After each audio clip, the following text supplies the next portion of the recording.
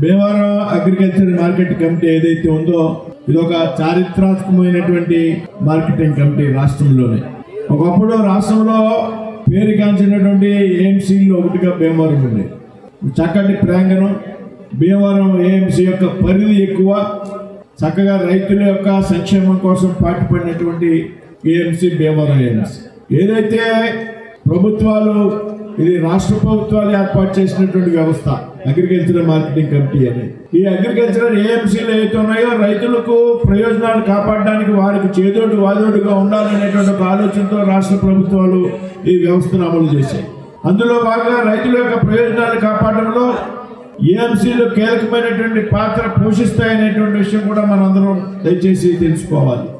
ఏదైతే రైతు పండించినటువంటి పంట ఉన్నదో ఆ పంటకి గిట్టుబాటు ధర రావాలి, రైతుకి 10 రూపాయలు అదనంగా రావాలి. ఆ విధంగా రైతులు ఉపయోగపడడం కోసం అమలు చేసేటువంటి వ్యవస్థ ఏఎంసీ వ్యవస్థ. రైతుల నుండి, మధ్యవర్తుల నుండి, దళారుల నుండి కాపాడడానికి ఏర్పాటు చేసినటువంటి వ్యవస్థ ఏఎంసీ వ్యవస్థ.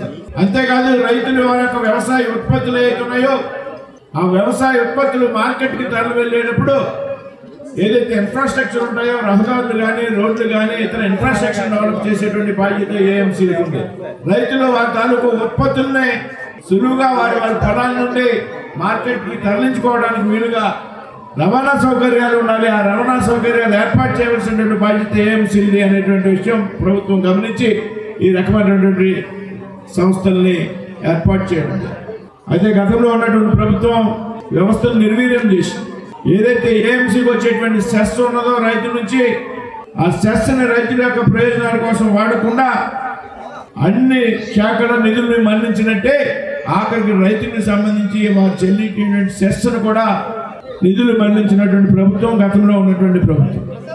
ఇవాళ రాష్ట్రంలో అన్ని మార్కెటింగ్ కమిటీలకి నూతనంగా అధ్యక్షులు నియమించబడ్డారు. అందులో భాగంగా భీమవరం ఏఎంసీకి సోదరి కల్దిండి సుజాత గారు వారిని నియమించడం జరగడం చాలా హర్షణీయమైనటువంటి విషయం మనందరూ కూడా గమనించాలి. ఎవరైతే మన వెంప గ్రామానికి సంబంధించినటువంటి మన రామచంద్రరాజు గారు ఉన్నారో, కల్దిండి రామచంద్రరాజు గారు సీనియర్ కార్యకర్త, తెలుగుదేశం పార్టీకి అనేక సంవత్సరాలుగా పనిచేస్తున్నటువంటి వ్యక్తి, వారి సతీమైనటువంటి సుజాత గారిని ఏఎంసీ చైర్మన్ గా నియమించడం జరిగింది. ఇంత చారిత్రాత్మకమైనటువంటి భీమవరం ఏఎంసీకి చరిత్రలో మొట్టమొదటిసారి ఒక మహిళను అధ్యక్షురాలుగా నియమించబడ్డారనేటువంటి విషయాన్ని మనం గమనించి మనందరూ కూడా హర్షించాలనేటువంటి విషయాన్ని సందర్భంగా చెబుతుంది. రాబోయేటువంటి రోజుల్లో ఈ దేశంలో చట్టసభలో 33% మహిళలకు రిజర్వేషన్ చేయాలని గౌరవ ప్రధానమంత్రి నరేంద్ర మోడీ గారు కేంద్రంలో చట్టం తీసుకొచ్చినటువంటి సంగతి మనం ఈ సందర్భంగా గమనించాం. అంతేకాదు గతంలో భీమవరం మార్కెటింగ్ కమిటీ చైర్మన్గా పనిచేసినటువంటి వ్యక్తులు అనేక మంది శాసనసభ్యులయ్యారు, శాసనసభ అభ్యర్థులయ్యారు. గత చరిత్రలు తీసుకుంటే చాలా మంది ఎమ్మెల్యేలు అయ్యారు, ఎమ్మెల్యే అభ్యర్థులుగా పోటీ చేశారు. ఏఎంసీ అధ్యక్షులుగా ఉన్నటువంటి వ్యక్తులు భీమవరం అంతటి ప్రాముఖ్యత కలిగినటువంటి సంస్థ ఇది. ఈ విధంగా మరి సుజాత గారిని అభినందిస్తూ మీరు చురుగ్గా పనిచేయాలి. ఈ మార్కెటింగ్ కమిటీ చైర్మన్ అంటే ఇది అలంకారప్రాయమైనటువంటిది కాదు, ఇది ఒక బాధ్యత. అనుక్షణం రైతుల ప్రయోజనాల కోసం పనిచేయాలనేటువంటి ఒక ఆలోచన మనకు ఉండాలి నిత్యం. మీకు ఉన్నటువంటి 14 మంది డైరెక్టర్లు, మా మిత్రులు బండి రమేష్ గారు దీనికి వైస్ చైర్మన్గా ఉన్నారు, ఆయన కూడా చెప్తున్న ఈ సందర్భంగా మిమ్మల్ని కూడా అభినందిస్తూ రైతుల ప్రయోజనాల కోసం నిత్యం పనిచేయాలి.